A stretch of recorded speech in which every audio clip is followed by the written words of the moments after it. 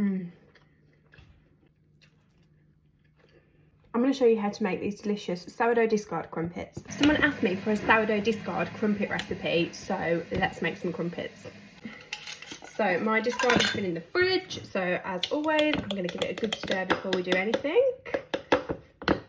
For this recipe, you do need some crumpet rings just to make it easier to make the crumpets and keep them in shape, and a non-stick pan. So I'm going to start with a large mixing bowl, and to that I'm going to add 200 grams of sourdough discard.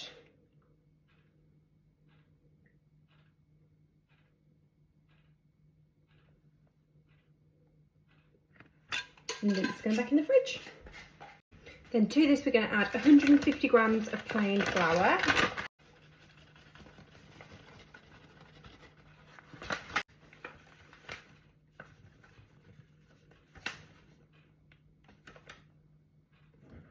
And 200 ml of warm water. I've just boiled a kettle, put a little bit in and then topped it with cold.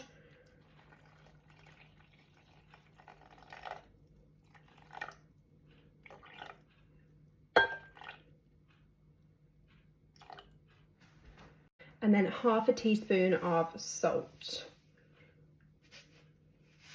You can add half a teaspoon of sugar at this point if you want to. It does help with them browning. I prefer not to add sugar if I don't need to, because these will be eaten by my family regularly. So I'm going to leave that out. If you do want to add sugar, add it in at this point. I'm actually going to use my dough whisk for this. Give it a good mix it all together.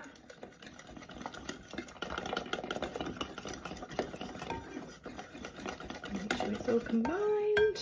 And then you just want to cover and let this sit for 30 to 60 minutes before you do anything. So I will come back in half an hour to an hour and show you where we're at. Okay, this has now been sitting for about half an hour, and there's quite a few bubbles on the top, which is perfect.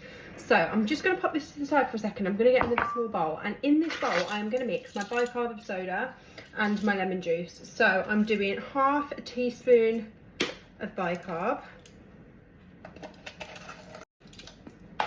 and a teaspoon of lemon juice. I don't have any fresh lemons, so I'm using the shop bought stuff, which is fine. It does the same thing. That is going to get really bubbly when you put it in. That is now frothing away, you can see. So I'm just going to mix that, give it a good mix to combine it. And then we just want to add this to our mixture just before we cook it. So I have put my pan on to heat, and I've put it on a low to medium heat. You don't want it too hot. You want these to cook low and slow. We're going to cook them for 6 to 8 minutes on the one side. So that's heating as we speak. It's going to take a couple of minutes, so I'm not going to put this straight in. I'm going to let that sit for a minute. Okay, the pan is now nice and hot, so I'm going to put my crumpet rings in first. And then I'm going to pour this mixture into my batter. And you just want to gently fold this in. You don't want to over mix it, you just want to gently fold it in. This is what's going to help create the bubbles when we pop it into the pan. Okay, we now want to transfer this to the pan, so I'm going to fill up the rings 3/4 of the way full, and then I'm going to leave it to bubble. I'm going to use a ladle to pop it in. Like I said, you want your rings about 3/4 of the way full. Okay, I'll show you what they're looking like. So this is what they're looking like when they first go in the pan. So I've just put these in, so I'm going to leave these. You have to be very patient to make crumpets.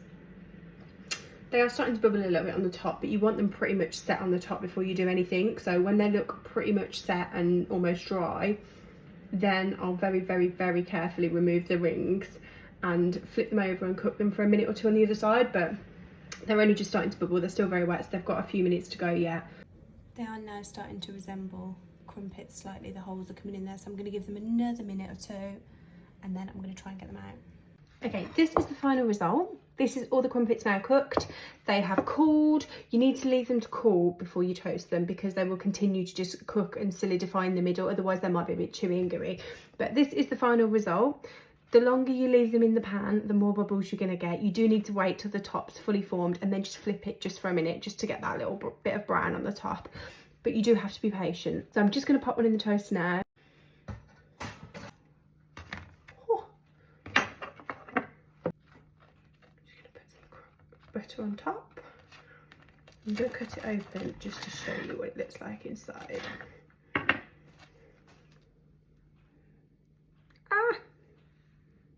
So this is the inside of the crumpet, so it's light and fluffy, like you would expect a crumpet to be.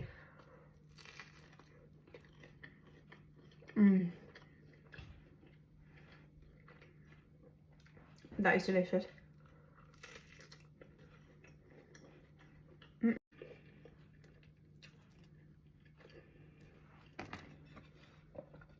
And that is my sourdough discard crumpets.